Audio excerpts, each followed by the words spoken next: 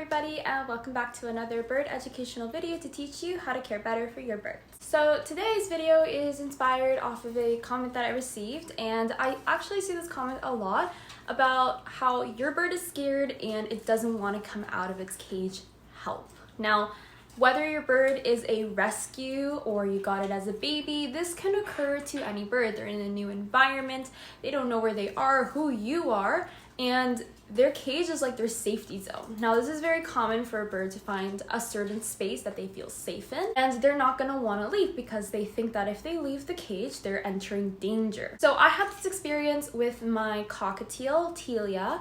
You guys can see her in some older videos, and she was a rescue as well. Now, when we brought her home, she was petrified to leave her cage. She did not want to see anybody. She was scared of everyone. You would come and she would just hide in a little corner and not want to eat. Now, this is normal on the first day, but if this progresses onto a few other days, this can become dangerous because a bird who doesn't eat can easily starve, because unlike people, birds have an extremely fast metabolism that consumes all energy very quickly, and they need to be eating quite often. This is what I did to help her get out of her cage. I also offered the same advice to this person, and I got positive feedback saying that it actually worked out great. So perfect. Now I know that my method is kind of almost foolproof and that it does work. I thought it just might have been like a one-time occurrence, but there's a few steps into getting a scared bird out of its cage. First one is when you bring it home and it is scared, do not manhandle it. And what I mean by this is don't try and grab it, don't stick your hand in there, don't, hover your hands around it, don't make yourself appear big over the cage and talk to it. You want to give your bird space, but you don't want to leave it alone either. So the best method to do this is that you actually just sit in front of the cage and you just chat with them. You just spend the time with them, keep your company with them. Let's say, like when I first got my cockatiel, what I did is that I sat in front of that cage with my computer. I'd make the environment as calm as possible. I'd play some calming lofi music or classical music, and it relaxed her a bit, and I talked to her in a very soft tone. I'd make sure not to yell, not raise my voice, not talk too fast, just very slow, complimenting her, talking to her. And I did this for about a week or two. Now, every bird's gonna take a different amount of time, but I just wanted to give her time to get used to who I was and get used to my voice, my presence, before I tried anything else. Once I felt that she had gotten a little more used to me, I wasn't so scary. After about a week or two of her getting used to me, she actually started to come out of her cage. Next step that I would do is that bring them some millets, a treat, something that you can bring to them, right? Because this goes back to my taming video where I taught you guys how you can pick up your bird and how you can gain their trust. So you want them to associate your hand with something positive, not something negative. They see this, they think, oh my god, it's gonna grab me, it's gonna hurt me, especially if it's a rescue that has had past experience with hands and it hasn't been very positive. You're gonna grab the treat and you're gonna offer it to them at the entrance of their cage.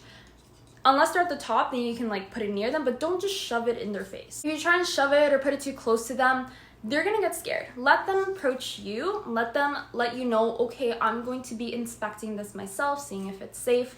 You don't wanna scare them, you don't wanna lose any progress that you've made. Set it to the side, let them be interested. They may or may not come, and that's okay. You continuously keep trying this until you get to the point where they're eating from it. So we're gonna pretend that Mango is a very frightened bird inside an invisible cage, because clearly we don't have a cage. And you are going to grab something fairly long like this so that's not directly at your hand and let her approach it.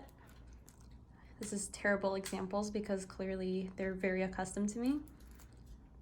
But as you can see, she is accepting it. So if they don't accept it, just keep offering something, kind of long. For me, I'm offering them, oh, thank you, Mango, vegetables. You can offer them millets, you can offer them crackers, anything to keep your hand a little bit behind the scene. Once this has happened a few times, you can move on to putting food in the palm of your hands. Now, this is gonna expose your hand much more, because before you were giving them something where your hand was behind what you were giving them.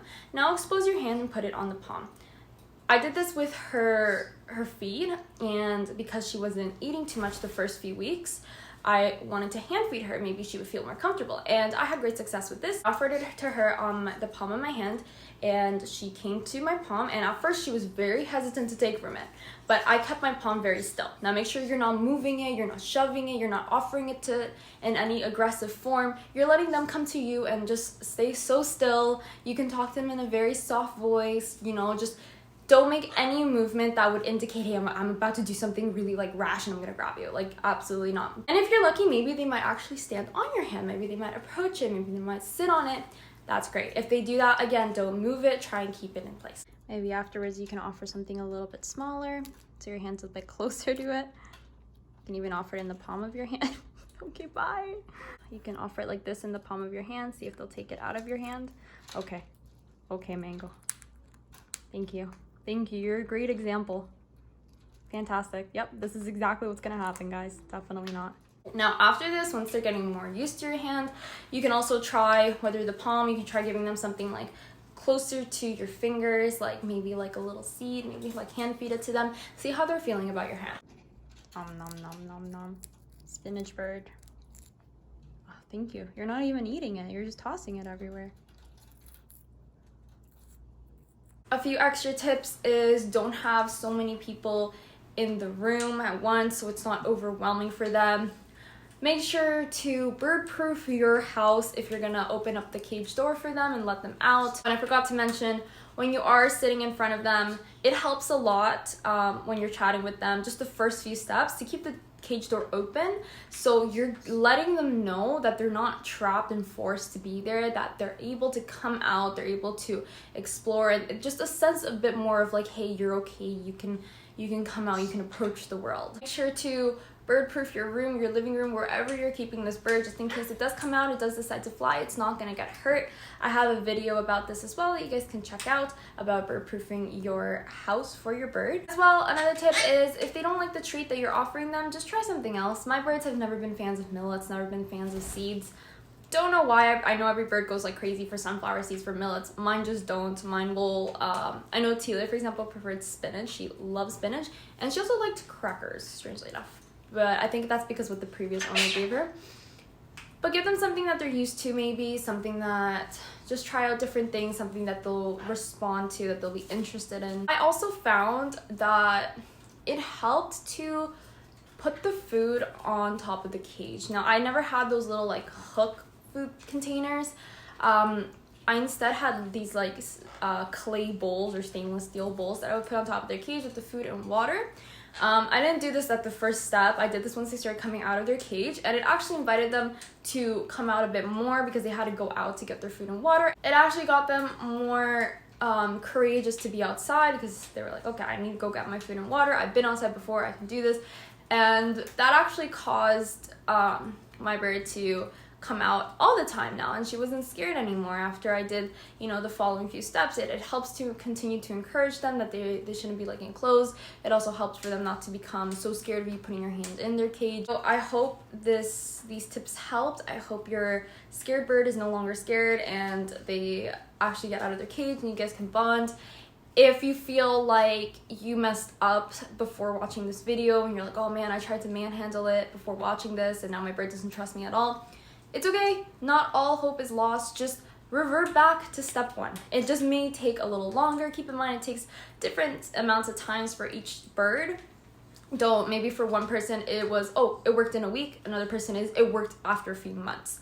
It takes a different amount of time depending also on their previous situation, how badly their situation was before, if you rescued them, or if they're a baby, their personality. Some personalities are just more timid than others. So don't feel bad if like you're like, okay, this isn't working, it's been a few weeks. Just keep trying, keep being persistent. You have to be patient, you know, some birds are just different from others. And as well, I know as a way that maybe some birds can become very attached to their cage. They may not want to be away from it very long.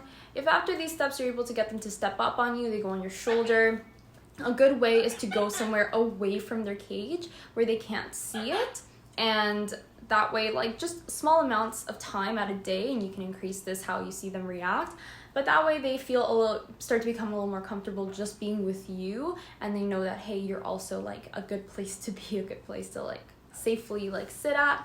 This is what I did with my cockatiel as well. sit with her a few times a day and leave her on my shoulder. If I saw she was really panicking, of course I'd bring her back, but she was generally very good. She like sat, she looked around, she was like, okay, but then at one point I'd look at her looking for her cage, I'd bring her back. Just continue to do this, and this actually helps them a lot to not be so attached to their cage where they feel like nothing else is safe, but that they can also bond and trust you as well to be with. So yeah, please be patient, please take your time doing this, and make sure to leave any comments down below if you need any help, any specific tips with anything. I'm always here to help. Make sure to check out our social media links down below if you guys want to follow Kiwi and Mango on their Instagram, my Instagram. We also have a TikTok if you guys want to see their goofiness, or I also post more advice on there.